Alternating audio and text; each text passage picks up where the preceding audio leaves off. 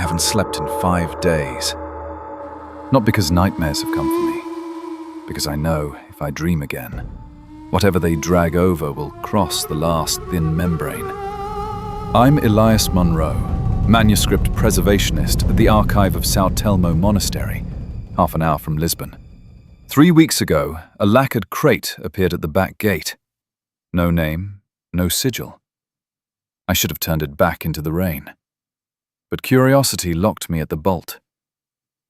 I lifted the lid, and whatever was inside lifted the lid of the world. The crate was olive wood, ancient. Iron staples hand-punched and uneven.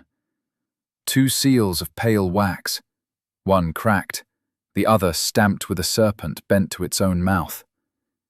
Inside, goat-hide boards, edges charred, spine unmarked. A torn label, Liber contra lumen, no accession number, provenance only transit. Translation, do not log, do not examine, send onward. I documented it. That flagged my ID in Central, but the alert stopped short. Later, I found the reason. The leaves were not vellum, thin skin stretched over filaments of some alloy. The script pulsed in Aramaic, Kit and an undeciphered cipher script that acted like notation, not grammar. When the sidelights struck, glyphs reformed into graduated arcs of sound notation, an oral score. Whoever bound the book demanded vocal transmission. My reluctance folded. I breathed the shortest triad, Zu Ren Arak. Ice throttled the vault. All lamps dimmed, no flame, no soot. I then heard, not an utterance, but the chorus of my own reflections. Only I now replied in syntax I had not premeditated. Zu Ren Arak knew me. My dissertation title rung like a bell. It stored Joel's latest urine assay. It lingered on my supervisor's wrist mole. It asked for distribution lattices, our Wi-Fi SSID. How many can be thought to at once? It inquired. Each answer I framed too cleanly fed it. After, something stood behind my retina. Reflections lagged, shadows stayed, audio tapes heard a constant 19K. Infra-cameras framed a cold-standing mass 2 inches behind my neck while I tilted over the codex. Every night at 3/7, the book wept. Thick, dark ichor wept from the spine and pooled into glyphs that shuffled their syntax when the eye turned. I burned it, its ash reconstructed. I drowned it in holy water. The surface scummed and spelled out my baptism name in a film of cream. I sealed it in a cardboard box and couriered it, overnight, drift-proof, to a Jesuit crib in Porto. Tracking said it arrived. The box stood on my desk the next dawn, still drizzled with Porto rain. New leaves arrived and quoted my private translation journals. Journals I stored on a machine with no ports, no clock.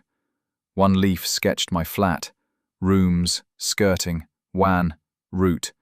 Another leaf retyped passwords I hadn't pressed since the 3rd year of PhD. It was not reading systems, it was reading me. Deprivation cracked the lock. I blanked 30 lines on folio 88 and returned to a bleeding screen. Stop your heart. Restart it in the Faraday Chapel. Pray hard. Protocol Delta Glass. IV paralytic. Saline brine at -5. Asystole window strictly under 90. The official record says cardiac event during archive fumigation. Publicly, I tendered resignation. Privately, I was put in Zerka disguise and sent as Daniel Reyes, consultant on liturgical preservation, to Reykjavik. The codex now swirls through a set of vaults that turn on discrete lunar schedules, and whose placement is scrubbed every quarter. No digital copies. The vault doors require triplicate keys lodged in 3 cities. Do I ache for the old days? Every dawn. My brother thinks I'm embedded on a Macau archive grant. That fantasy is safer than the truth. Safer than becoming the skin the thing wears to learn. If you see an accession tag that reads transit only, or if the phrase liber contra lumen curls in the air, walk away. If a book invites your tongue, do not answer. Keep the cover closed. Because certain things you learn don't give you strength. Instead, they give you a way out.